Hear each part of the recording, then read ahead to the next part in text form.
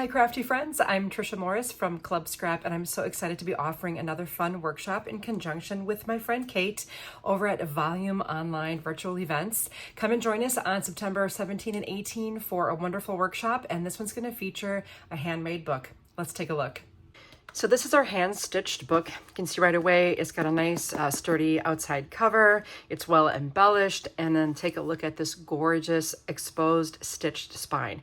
Now don't let the word stitch scare you. I will walk you through this as always step by step, and we'll make this book together. I do recommend perhaps watching the video once, seeing how the book comes together, absorb all the tips and tricks and suggestions I will impart to you during our workshop, and then you will have the confidence and the skills you need to complete this beautiful book.